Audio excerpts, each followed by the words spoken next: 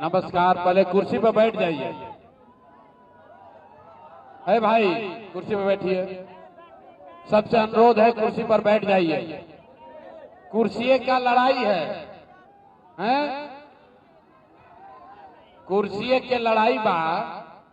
अन्यता लोग एक बार कुर्सी पर बैठ जाता तो उठते नहीं, खन रहुआ कुर्सी पर खड़ा हो जाता है। भाई बैठो, कुर्सी बैठिए। जिसको कुर्सी मिली हुई है बैठिए। माफी चाहते हैं, बैठिए बैठिए, कुर्सी पर बैठिए।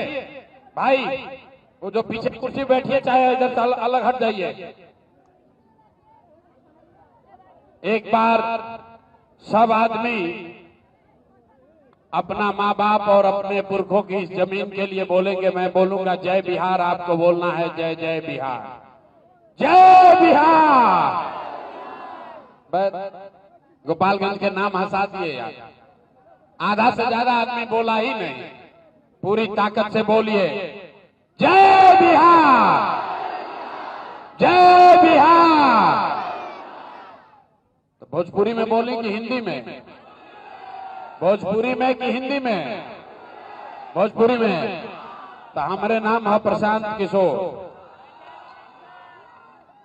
हमारे नाम है प्रशांत किशोर। हम कोनो नेता ना हैं। बिहार के एकदम साधारण परिवार के लड़का हैं। हम रवा सबसे जब वोट मांगे नहीं की आई। रवा सब आयल बानी जा गांव से सब समझ के कि हमने के जाई जाई कोनो राजनीतिक पार्टी के कार्यक्रम बा। तो नेताजी अहन तो कहियन कि भैया नया एगो दल बनल बा जन सुराज। एकर चुनाव चिन्ह है स्कूल के बस्ता। आ सब आदमी बस्ता छाप पर वोट दी ही जा, तब और जिंदगी सुधरी। हमने के जीत के आवल जाई त काम कइल जाई। तो भैया ये सब कोनो बात ऐजा ना होई। हम रउआ से वोट मांगबे ना करी। वोट नहीं मांगते हैं। वोट काहे नहीं मांगते हैं? ए भाई, वोट मांगे वाला तो हर एक वरिष्ठ पर रउआ यहाँ कोई न कोई आवते बा। जे आई लिए कहलस कि हमरा के वोट दे दो, हम आई न तो तहार सब कामे हो जाए। ये सुन सुन के आदमी जीवन भर से वोट देले जाता। पहले 40-45 वर्ष तक सब लोग मिलके कांग्रेस के वोट देलस। कांग्रेस के राज रहे। फिर सब लोग कहल ना, अब गरीब के बेटा लालू जी के राजा बनावल जाई। तरुआ वोट से 15 बरस तक लालू जी राजा बनलन। फिर अभी 20 वर्ष से नीतीश बाबू कुर्सी पर बैठल बाड़न। दिल्ली में हमने आपने मोदी जी को भी जिता कर देख लिया। गोपालगंज में, कोचाई कोट में, बिहार में आपका और आपके बच्चों का जीवन नहीं सुधरा। तब आइल बाड़न कोनो प्रशांत किशोर। रउआ हमार बात सुनब आ हमरा पर भरोसा करके हमरा के वोट दे तो एकर का गारंटी बाकी जीतला के बाद हम रउआ संगे धोखा ना करब। ए भाई, वोट से पहले तो सब बढ़िया बतियावेला, वोट के बाद आपके साथ धोखा करता है। इसीलिए हम जन सुराज में वोट नहीं मांगते हैं। लेकिन सब है घर से उठ के आइल बा। तरुआ के अभी 15-20 मिनट में एगो रास्ता बताई, गरीबी से निकले के रास्ता। अगर आप उसको समझ लीजिए तो फिर जकरा के मन होके ओकरा के वोट दे दीजिए। वोट जिसको मन है उसको दे दीजिए। लेकिन जो रास्ता अभी सिखाएंगे वैसे वोट दीजिएगा। तो और कुछ होके चाहे ना, रउआ खातिर और लइकन खातिर, बाल बच्चन खातिर यही बिहार में गोपालगंज में बढ़िया पढ़ाई या रोजगार के व्यवस्था निश्चित तौर पर हो जाए। और अगर ना होके तब मुखिया जी के ना, विधायक सांसद मंत्री का नहीं, अपने बेटा अपने भाई प्रशांत किशोर का गला पकड़िएगा। तब अब जकरा जकरा रास्ता सीखे के बाद 15 मिनट तक कोई आपस में बात नहीं करेगा। आपस में बतियावे के नहीं थे, नारा भी नहीं थे लगावे के, ताली भी नहीं थे बजावे के। अब भाषण हो गई खत्म। आ जकरा जकरा रास्ता सीखे के बाद ओकरा 3 गो सवाल के जवाब देवे के बाद सारे आदमी को आपसे अभी 3 सवाल पूछेंगे। आपको हाथ उठाकर हाँ या ना खाली बोलना है। आपको अपने आंख के सामने अभी दिखेगा कि आपके गरीबी का, बिहार के बदहाली का कारण क्या है और इससे निकले का रास्ता, उपाय क्या है। हाथ उठाकर जवाब देना है। हाथ काहे उठावे के बाद? हथवे में सब दम बा। यही हाथ में, गरीब से गरीब आदमी के हाथ में ही दम है। इसी हाथ से जिसका बटन दबाइएगा वही राजा बनेगा। तो गरीबी से निकलने का रास्ता भी इसी हाथ में छिपा हुआ है। तभी आपको जितना आदमी यहाँ आए हैं, बस 3 गो सवाल का जवाब देना है। अरुआ देखो अपना आंख के सामने कि गरीबी से कैसे निकलल जाए। हमारा बात पर भरोसा नहीं करे के, हमारे बात पर भरोसा नहीं करना है। अपना आंख से देख के समझे के बाद सब आदमी एक बार जरा सोच के बताइए, आपके गांव पंचायत में और कुछ हो या न हो, आप सभी के लिए, आपके बच्चों के लिए बढ़िया पढ़ाई रोजगार का व्यवस्था होना चाहिए कि नहीं होना चाहिए? हाथवा सबके उठे के चाहिए। हाथ ना उठी तो रास्ता ना निकली। हाथ उठाइए और जोर से बताइए, पढ़ाई रोजगार होना चाहिए कि नहीं होना चाहिए? होना चाहिए। अरे भाई, गोपालगंज में आदमी कितना समझदार बाड़ा।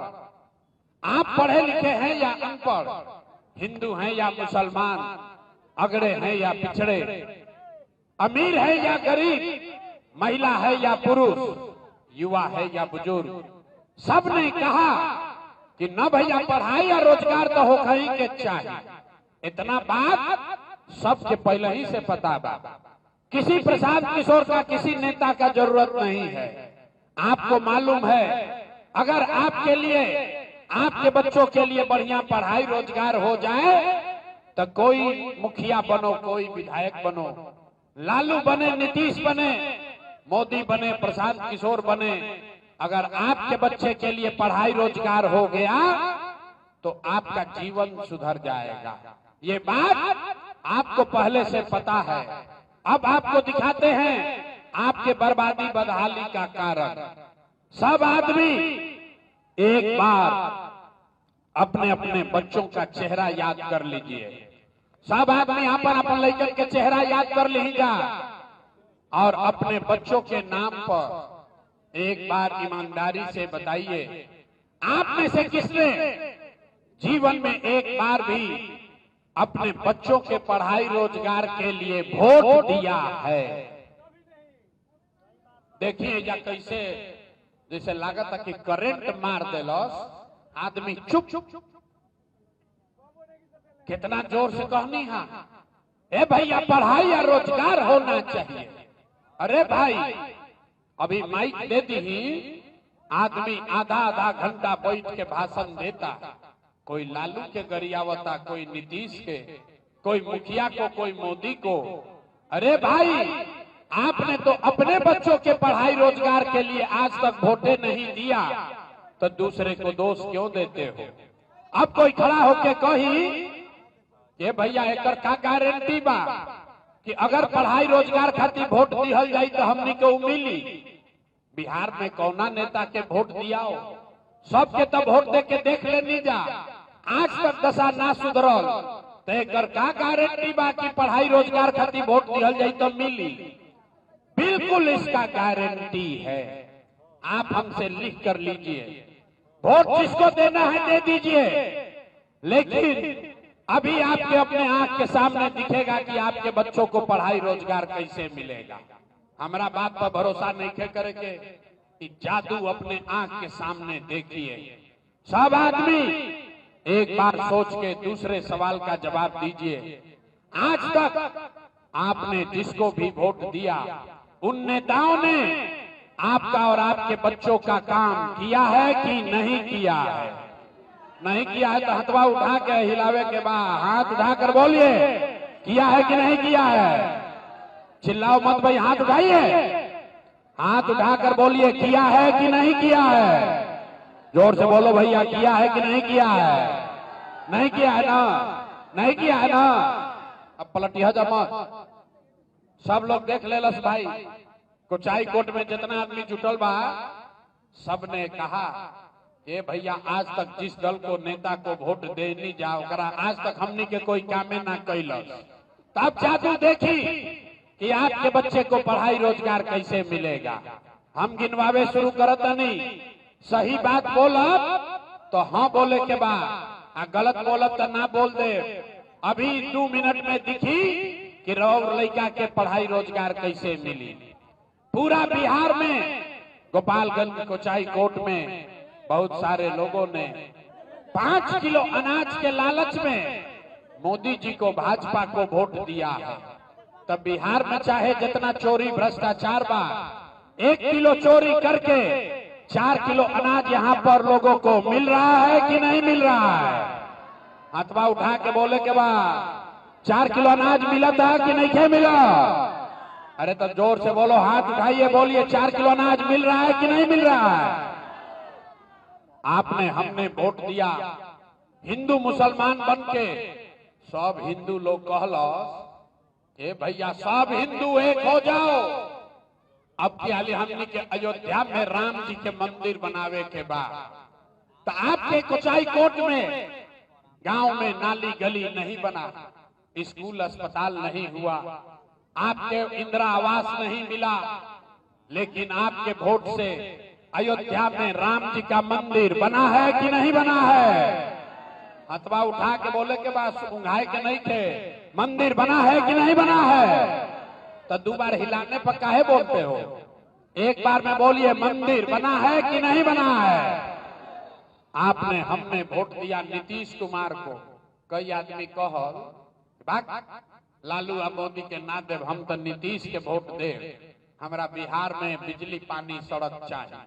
लालू जी के राज में बिहार में बिजली पानी सड़क नहीं था, तो नीतीश के बिहार में इसी भ्रष्टाचार वाले राज में बिजली का बिल 1000 आए चाहे 2000, घरे घरे बिजली आया है कि नहीं आया है?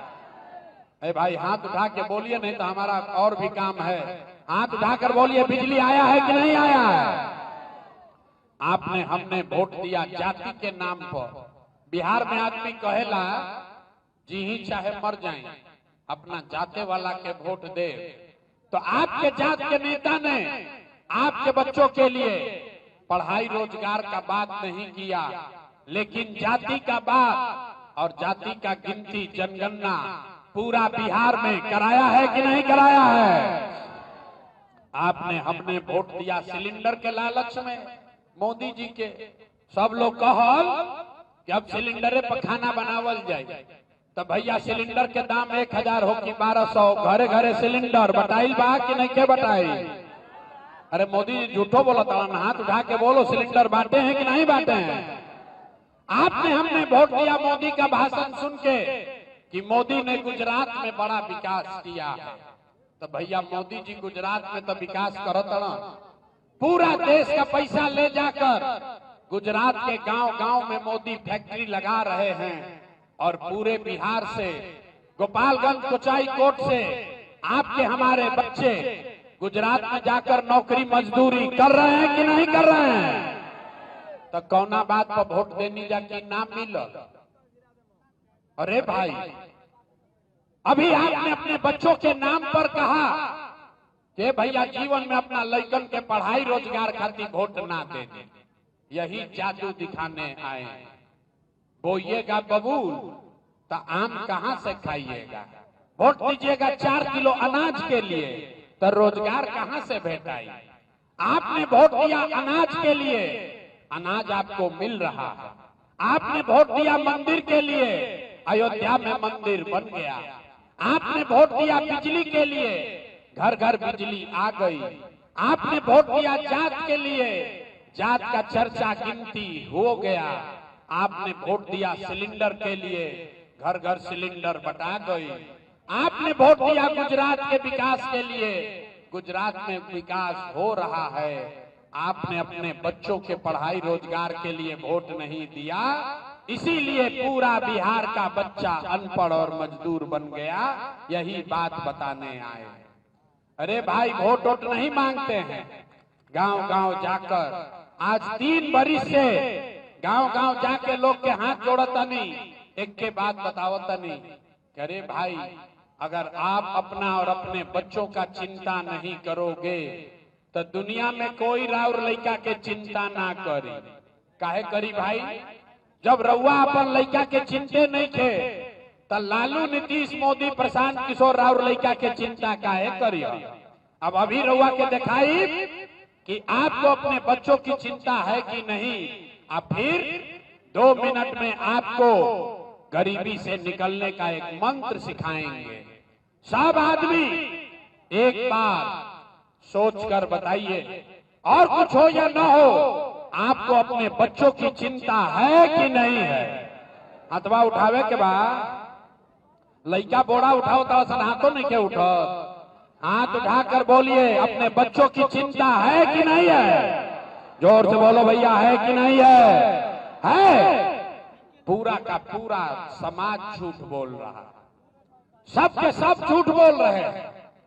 आपने कहा कि भैया हमको हमारे बच्चों की चिंता है, हम 2 बरिस पैदल चल ली, 5000 से ज्यादा गांव में गए।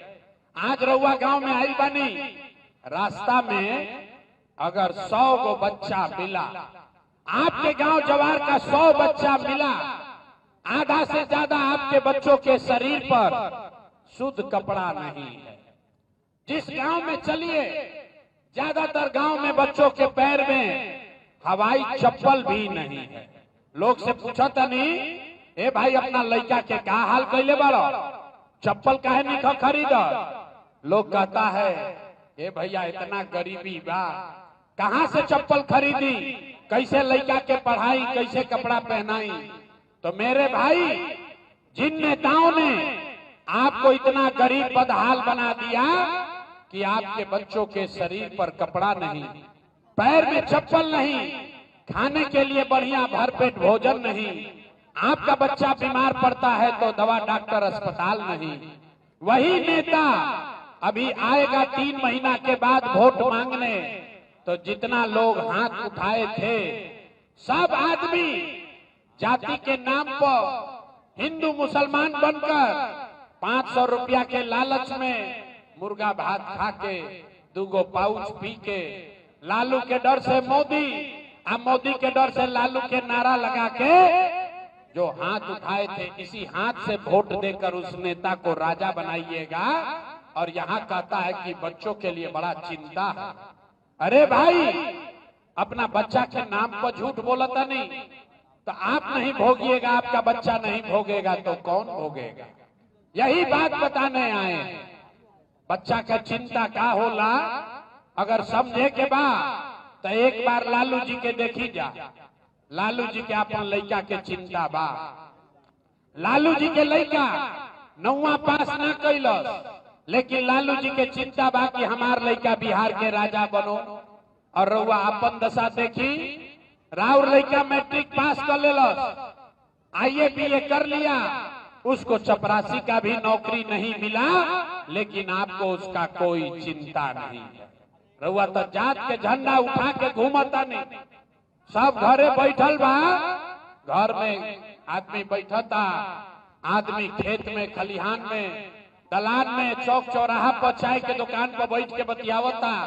लालू जीतिहन की मोदी जीतिहन, नीतीश जीतिहन की प्रशांत किशोर जीती।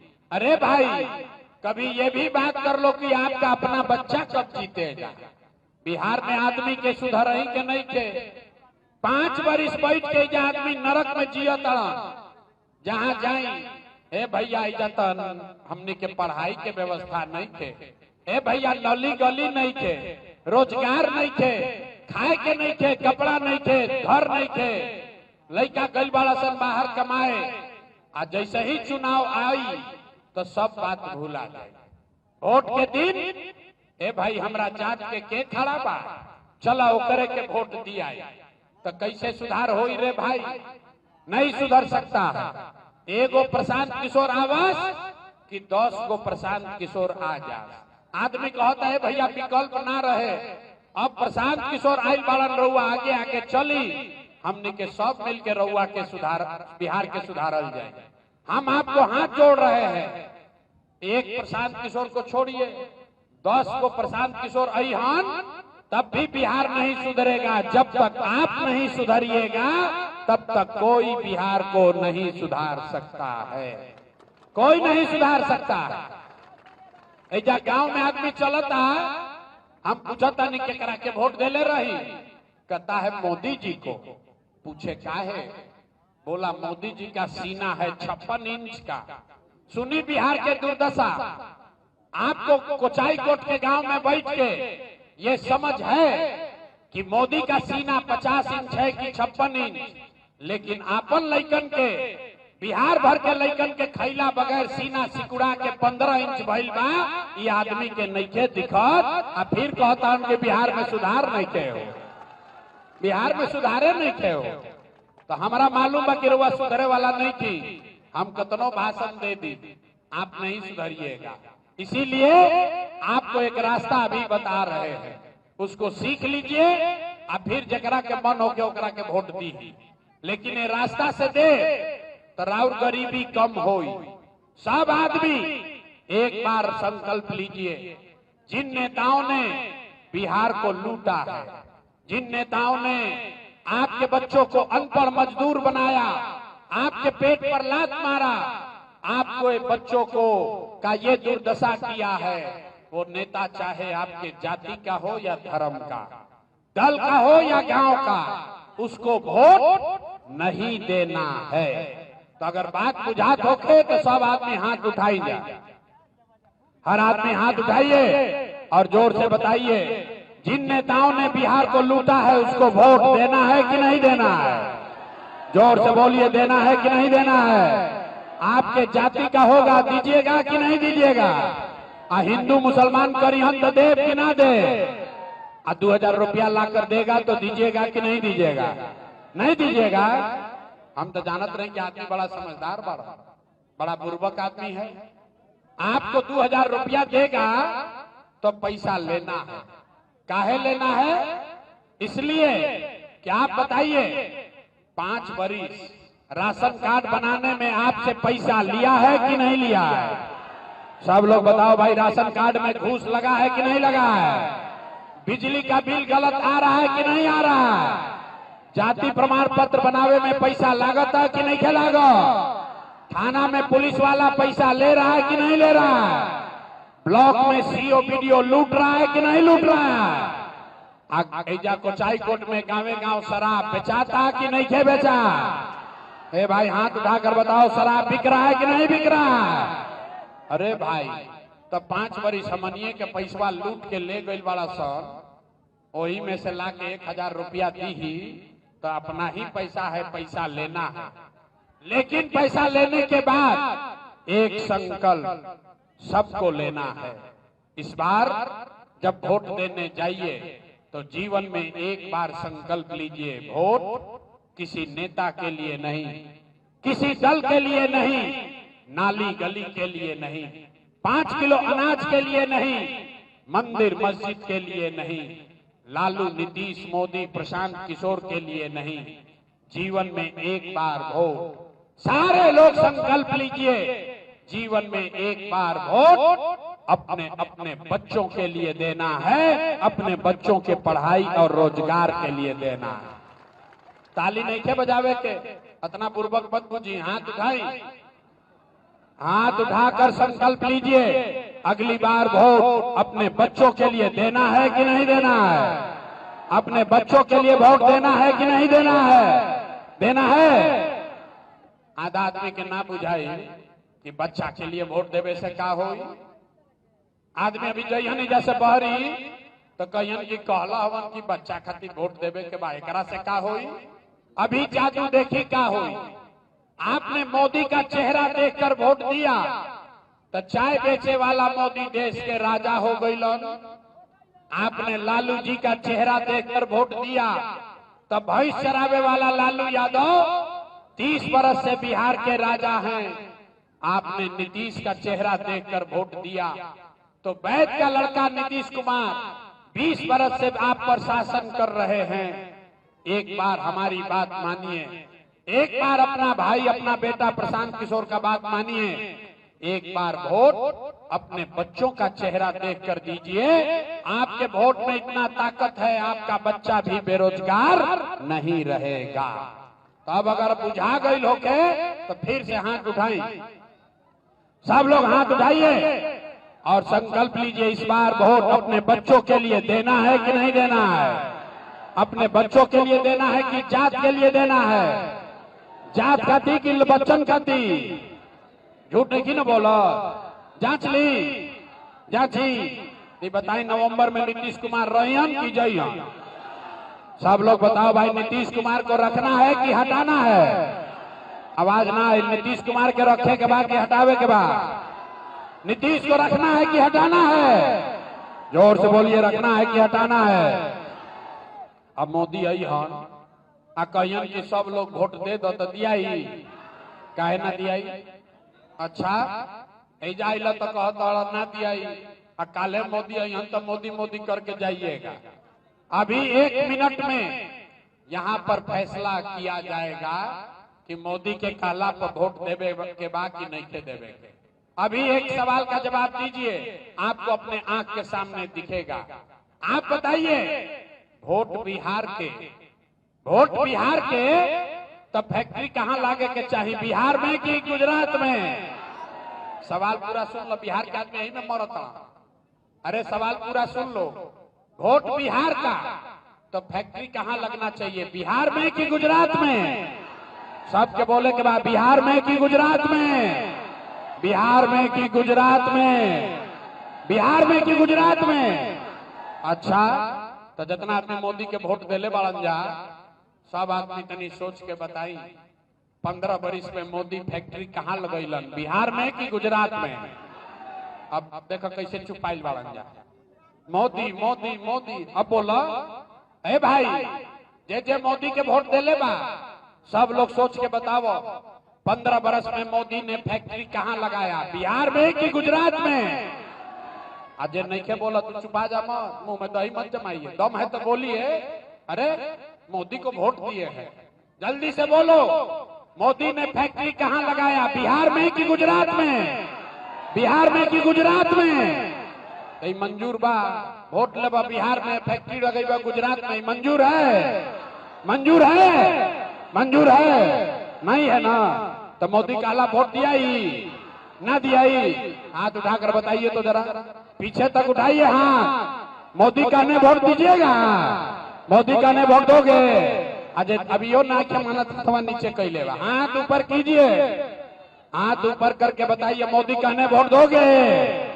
और अगर दीजिएगा तो गुजरात में लड़का जाके मजदूर बनी हसन तो कर भागी, यह मोदी भक्त लोग हो जा। बात सबके तय हो गई, मोदी का ने नहीं दीजिएगा वोट तो नीतीश कुमार तो गई रैयन की जय है, नीतीश कुमार रैयन की जय है, जोर से बोलिए रैयन की जय है। जयन तो तनी टाटा बोलिए नीतीश कुमार को, हाथ उठा के तनी टाटा बोली जा, नीतीश कुमार रैयन की जय है, रैयन की जय है। गैलन पीछे तक हाथ उठाइए, देखा तनी जैसे कितना आदमी हाथ देखे उठाओ तो कहता हम काहे उठाए, हम ना सुधरो, हम ना सुधरब। अभी बिहार के और कुछ चुवाई 5 बरिस, अभी ना मनिहन आदमी। अरे सोच के बताइए, नीतीश कुमार को रखना है कि हटाना है? हटाना है तो हाथ उठाकर टाटा बोलिए नीतीश कुमार को। कहानी लग गई ना, गैलन ना नीतीश कुमार, गैलन, जोर से बोलिए गैलन, गैलन। बच गई लालू के ललटेन। ए भाई लालू के ललटेन चाहिए, ए लालू का ललटेन चाहिए, किसी को लालू का ललटेन चाहिए? फिर से अपहरण रंगदारी वाला राज चाहिए। अजय लाल अभी मोदी के कहनी तो मजा आई था, अजय लालू के वोट देले बाप छुपाई बा, लुकाई बाड़न जा, कहीं कहीं दिखा ना जाओ। अरे भाई सोच कर बताइए, लालू का ललटेन वाला राज चाहिए? फिर से अपहरण रंगदारी चाहिए? ए भाई चाहिए तो बोलो, लालू का ललटेन चाहिए? नहीं चाहिए तो हाथ उठाइए, हाथ उठाकर बोले लालू को वोट दीजिएगा, लालू का ललटेन का वोट दीजिएगा। अजय जे देले बा देखा हाथ ऐसे नीचे कैले बा, डरे। अरे बाप रे बाप, कहीं अगल बगल के आदमी भी देख ली तो बड़ा पिटाई हो। ये बा हमने के बिहार के दुर्दशा कैले बा। सोच कर अंतिम बार बोलिए, लालू को वोट देना है नहीं देना है ना? तो लालू नीतीश मोदी तीनों चल गईलन तो के बचल? कौन बचा? प्रशांत किशोर गईलन तेल लेबे। हाँ, अभी ठगात मन नहीं के भरल। अब लालू से ठगैला, नीतीश से ठगैला, प्रशांत किशोर से ठगैब। अरे भाई, जेपी ने क्या कहा? जयप्रकाश नारायण ने कहा जब शासन बहुत भ्रष्ट हो जाए तो जेपी ने कहा सिंहासन खाली करो कि जनता आती है। अब बिहार में लालू नीतीश मोदी का राज नहीं, जनता का राज होना चाहिए। होना चाहिए कि नहीं होना चाहिए? होगा कि चाहिए? तो तनी जोर से बोलो। लालू नीतीश मोदी तीनों गईलन, कौन बचा? जनता। कौन बचा? कौन बचा? हाथ उठाकर बोलिए, लालू नीतीश मोदी तीनों साफ। कौन बचा? कौन बचा? कौन बचा? कौन बचा? तो लालू नीतीश मोदी का राज नहीं चाहिए, बिहार में जनता का राज होना चाहिए। होके के चाहिए कि ना? तो तनी जोर से बोली, जय बिहार, जय बिहार। आदमी सब सुन के कहता इतना बढ़िया बढ़िया बतियावत और अपना खातिर क्या चाहता? कुछ आदमी के बुझाता कि हम जाइल बानी मुख्यमंत्री बने, तरवा हमरा के नहीं की जानो। हम इतना छोटा सपना लेके पैदा नहीं की भाई। ये मुख्यमंत्री बनने के लिए इतना पसीना नहीं बहा रहे हैं। ये पसीना इसलिए बहा रहे हैं कि ये सपना लेकर आए हैं कि अपने जीवन काल में एक ऐसा भी दिन देखे जब हरियाणा, पंजाब से, गुजरात, महाराष्ट्र से लोग गोपालगंज में, बिहार में नौकरी मजदूरी करने आए, तब मानेंगे कि विकास हो गया। होके के चाहिए, होके के चाहिए। तनी जोर से बोली तो जय बिहार। तो हम रउआ से वोट मांगनी ना, पैसा चंदा हम ली ही ना, लेकिन मांगने आए हैं आपसे आपका आशीर्वाद।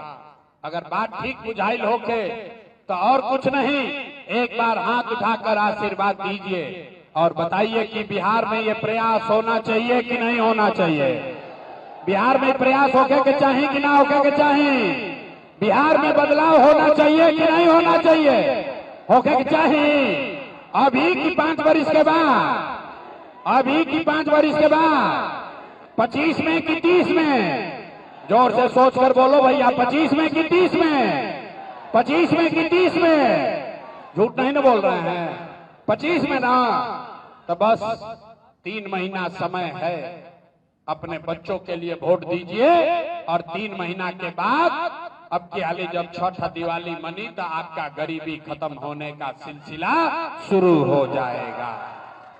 बोलिए जय बिहार, जय बिहार।